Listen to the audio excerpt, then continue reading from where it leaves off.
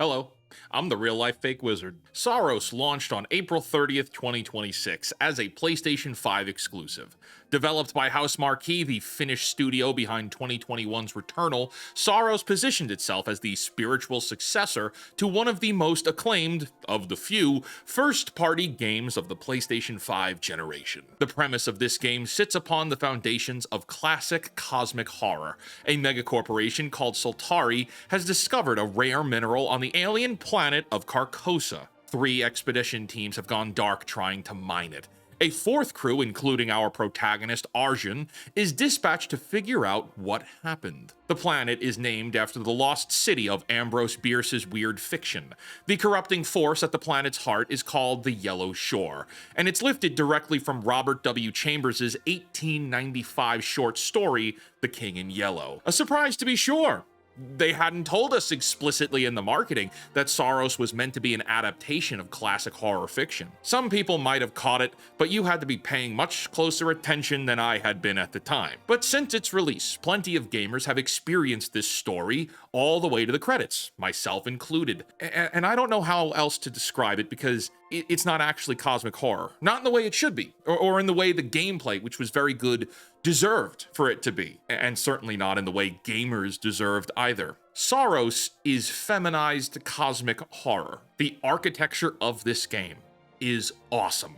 The gameplay loop, the visual design, the progression system, the internal lore of the planet, the overarching threat are all great, and yet all of that is undermined at its core by a narrative that is a millennial-coded therapy language melodrama about a toxic ex-husband chasing his ex-wife to a hell planet and win her back while embodying the stereotypical virtues of toxic masculinity. The cosmic horror is decoration to a reality television episode of Keeping Up with the Modern Audience.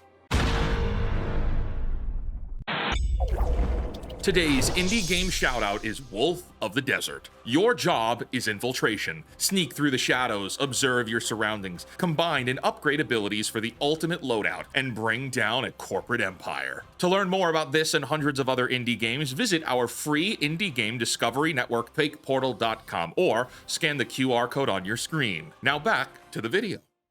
As we dive into this topic, we should start by defining what things mean, especially because I know calling this feminized cosmic horror is a very charged claim and people won't like it. So what exactly is cosmic horror? Cosmic horror is a defined literary genre with operating principles much older than the medium of video games.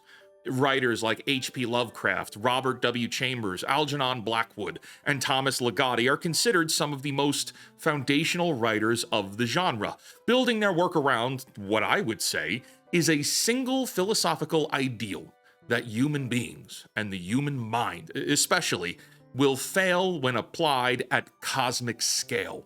That the universe is indifferent to human morality or human meaning. A protagonist's relationships and traumas are entirely inconsequential when measured up next to the incomprehensibility of what they are confronting. That smallness is the source of dread and where readers find horror.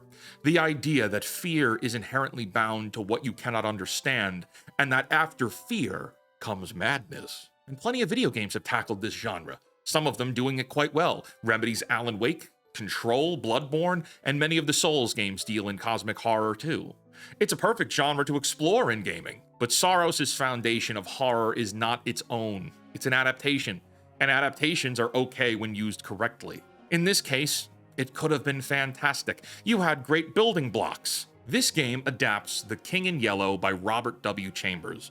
Saros' Yellow Shore is described in-game as an eldritch god of desire and want. Time on this planet is broken. The second expedition group went missing 200 years ago by Earth time standard, even though survivors still think they're working on a contemporary mission. Carcosa rewrites human perception, so none of the characters can truly trust their own emotions, their instincts, or even their own memories. This is a great place to tell a story. It's a fascinating setting. Nothing is reliable. The world itself is trying to destroy you. The company that sent you here reminded me of the Weyland-Yutani Corporation from the Alien franchise. The art design of the world is gorgeous, with meticulous attention to detail. Again, this is a perfect setup, but as soon as you strip the imagery and graphics and the setting away, what remains is a small-scale domestic conflict with a small cast. It's the kind of narrative that would have worked best in some kind of small-time local black box theater, as a college kid's first attempt as a playwright. Arjun Devraj, the protagonist you play as, is a Saltari company enforcer with an alcoholism problem, an infidelity problem, and what we're led to believe is an anger management problem to boot. His ex-wife, Nitya, takes a position on the first expedition to Carcosa to get away from him after he becomes implicated in the death of his former police partner, Sebastian. Yeah, of which, we're told, Arjun murdered Sebastian because Sebastian discovered Arjun was having an affair and Sebastian was going to tell Nitya about it, so Arjun killed him in cold blood. On Carcosa, Nitya falls in love with another woman named Kira. All the while, Expedition 1 is nearly all corrupted by the planet, either dying or turning into the bosses you'll fight through the game. Arjun arrives years later as part of Echelon 4. Carcosa's time dilation hides the real time gaps from him as he pursues Nitya across the planet. He believes he is searching for the woman he loves and slowly discovers that he is searching for an idealized version of Nitya that only exists in his mind. You know, because it's fitting that when your crew is getting butchered and driven mad, and you're seeing visions of your buddy that you murdered back on Earth, this is a great place to deal with your own relationship baggage. I specifically wait to be in the hive of an eldritch deity to channel my own introspection. Throughout the game, there are flashbacks to Earth that reveal Arjun is not a good man. At the top of Act 3, we get the ultimate flashback sequence where you play as Nitya and confront Arjun about his alcoholism, resolving with the decision to leave him and go to Carcosa as an escape from his toxic behavior. Now, it's inside these flashback sequences and all of the audio logs you find through the game that you discover what's really going on and what the background is. This game is made by people from Finland. They're not very direct with revealing the plot.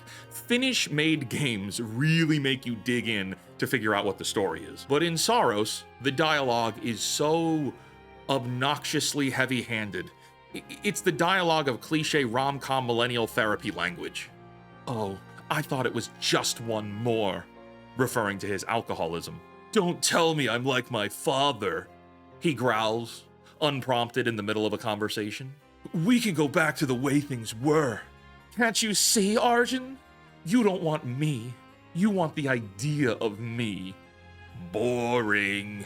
This all culminates into two final sequences that lay it all out on the table. The first being a flashback sequence Arjun witnesses between Nitya and her lover Kira, in which the dialogue goes something like this. Do you regret coming here, Kira? No, it brought us together. I'm here because I ran, because I needed to be free after everything he put me through. Is that selfish? Selfish is fine. Selfish is just looking after yourself, so long as you don't hurt anyone else. And then it cuts back to Arjun. I didn't know. I thought she needed me. And then your mech suit, which is inhabiting the spirit of your ex-wife's lover, replies, she came here for peace, and she found it with me. Let's zoom out a bit here, right?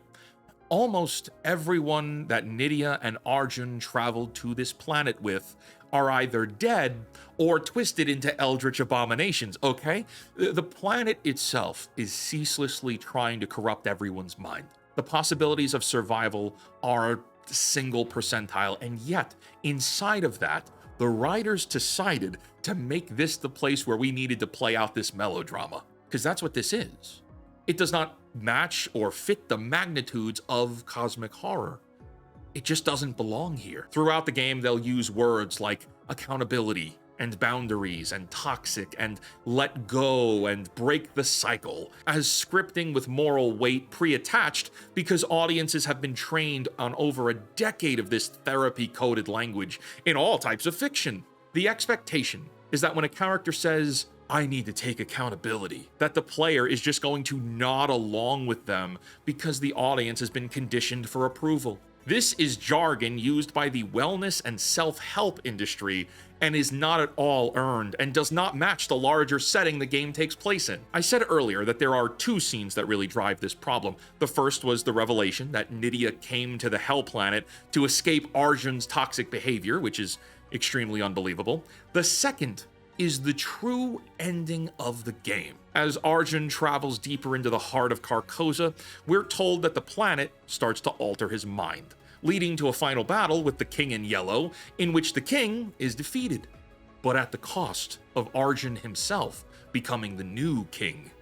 The planet was manipulating him to get him to this place, and with the audience discovering that Arjun is a bad man, this feels like a justified horror finale. The bad man gets his comeuppance. The game cuts to credits, and we think that's it. However, upon respawning back in, we discover that this was just one of the possible endings, and that Arjun is looping through time. His choices lead him to this end, where he is corrupted into the King in Yellow. And that brings us to the true ending. After fighting the king once more, Arjun can make a choice of killing the king to replace him, or casting aside his wants and desires, freeing himself of the Yellow Shore's corruption, and bringing him face to face with Nitya once more, who, more or less, shames him for interrupting what she defines as her dream. You shouldn't have come here. This was my dream, not yours. You can't change what you've done, Arjun. It's a new day. I wonder what you'll do with it. Nitya has limited interiority across the entire script. Her appearances cluster around moments of moral pronouncement directed at Arjun. In the Earth flashback, her function is to call out his behavior and leave. In the audio logs, her function is to describe his flaws and her decision to escape him. In the Carcosa flashbacks with Kira, her function is to be loved and validated. In the secret ending, her function is to grade Arjun's growth and walk away. Nothing in the script lets her be confused or wrong. The Expedition 1 civil war that she triggered with rebellion from Commander King in Yellow Delroy resulted in the death of dozens, but she doesn't address it at all. She also has no stated desire to leave the planet or warn Earth that this place is dangerous. She appears entirely unafflicted by the planet's corruption simply because she's, well, a victim of Arjun's toxic behavior. The word they use is selfless without any explanation. Her relationship with Kira, which is formed on a planet the game itself describes as feeding on desire, never receives the scrutiny the game applies to every other character's emotional state. Is her relationship with Kira purely honest? Or is it lust? If Nitya is allowed to be selfless without moral explanation, is Kira too? How are these two women strong enough to engage in lustful desire, but also not be corrupted by a planet that actively manipulates these particular emotions? If it was anyone else, it would be lustful corruption, but Nitya and Kira are presented as morally incorruptible. And once we recognize that the planet manipulates memories, emotions, and desires, are we then able to consider Arjun as a reliable narrator? Is what we're seeing real? Did it all truly happen? Did Arjun really murder his friend and cheat on his wife? Or is this what the planet wanted him to see to drive him to become the King in Yellow? See, you had a great foundation here. It was a horror planet, the King in Yellow adaptation, corporate control, expedition team turned into monsters, and excellently refined gameplay. And you wasted all of that building upon the sandy foundation of a marital dispute that, upon your own logic, crumbles under pressure. The world of Carcosa corrupts memories, minds, and emotions. Any story you tell about that needs to account for alternatives. And House Marquis decided that Arjun is a pile of crap human being. He's heroically irredeemable, and the true ending will resolve with him being overwhelmed with the emotions for past crimes that he may have committed while his ex-wife lives immortally burrowed away, not processing the traumas of what she experienced herself. Arjun must now do the work to overcome his traumas, but Nitya doesn't need to process anything. Right at face value, this is a double standard. Nitya flees to Carcosa, bad things happen, and her solution is to build a machine that allows her to suppress, but not stop, the corruption of the planet, never having to face her own traumas, but eternally hiding from them. And this is positioned as being the ultimately correct thing that Arjun impedes upon with his arrival, an arrival of which is positioned as a toxic ex-husband chasing his ex-wife literally past the ends of the earth to get her back. You know, so far we've put a lot of information on the table. The dialogue is ripped from a millennial relationship drama. Nitya functions as a moral arbiter rather than a character. The corruption mechanic that governs everyone else gets quietly suspended around her and Kira. The wife gets to hide forever in a machine of her own design and calls that wisdom. And the husband gets to do the work as growth through punishment. The eldritch god of desire and want is downsized into a metaphor of divorce. This is not cosmic horror. This is not the smallness of attempting to comprehend humanity against the size and scale of the universe. This is not fear of the unknown. This is very much known, and it's very much earthly. This is a thriller that doesn't need to take place on Carcosa. In fact, being on Carcosa with its elevated stakes diminishes the impact of what this eldritch world deserves to truly depict. This is a new genre of horror, and there's just no better way to describe it than feminized cosmic horror. And in this case, it's a story whose climactic moral event is a wronged female character pronouncing a verdict on a flawed male protagonist that has zero redeemable qualities. The story doesn't want you to empathize with or sympathize for Arjun. It actively wants you to hate Arjun as much as the writers hate Arjun. And I hate that feminized cosmic horror is the best way I can think to describe this genre, because it makes it sound like I'm discrediting female writers when that's not the point at all. In fact, I don't even think this game was written by a woman. Nope, there it is. It wasn't. It was written by 4 dudes. Which brings me to the next point. Why then, even written by 4 dudes, why call it feminized anything? Over the last 15 years, video games, films, books, and television, especially television, have had their internal operations changed. The stories depicted, character arcs, and narrative processes have all been systematically consumed. Female characters, and females in general, are now the seat of authority. They offer emotional clarity and are often the protagonists themselves. Their choices and decisions are not scrutinized or judged by writers as audiences still do. Women are given leeway to do things that are both terrible, like truly terrible, and good. And there are no consequences or judgments in the same way that men would and still do face consequences. In fact, male flaws are something that in modern day writing must be confessed, it must be processed and verbally acknowledged, and it'll be harshly judged. And that's not saying men shouldn't be judged or anything like that.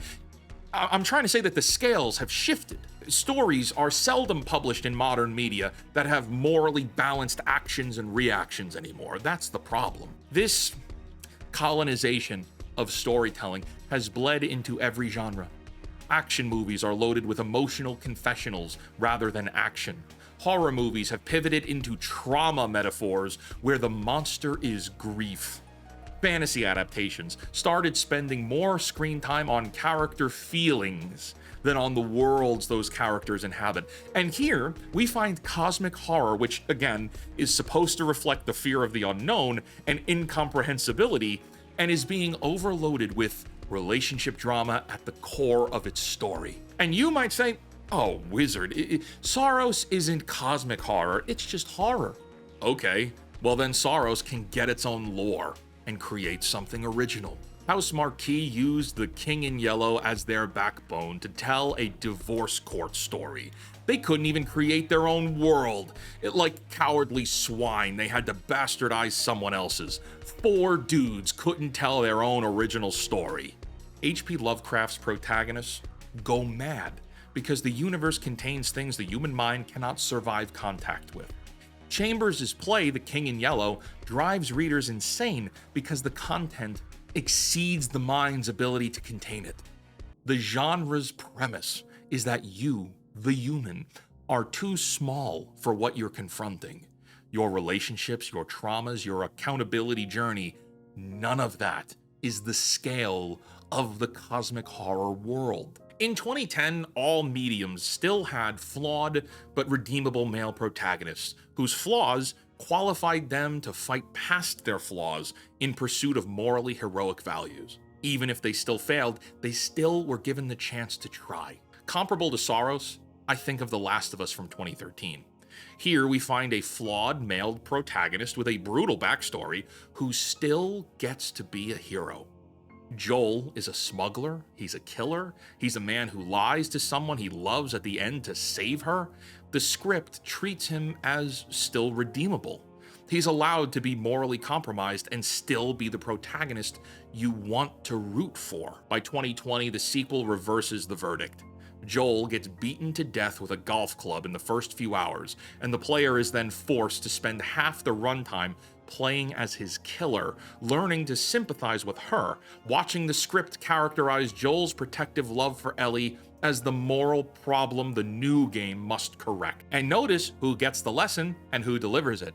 Joel, the man, is the moral debt the game pays off. Ellie and Abby, the women, carry the violence too, but their violence is framed as trauma the script wants you to understand, while Joel's violence is framed as a sin the script wants you to renounce. Accountability only ever flows in one direction. Sounds familiar? Like how Nitya doesn't have to process her traumas and is encouraged by the writers to isolate as a means of championing her oppressor, but Arjun is left to squalor and sadness? PlayStation marketed Saros as if it was gonna be this gritty action third-person shooter made with men in mind.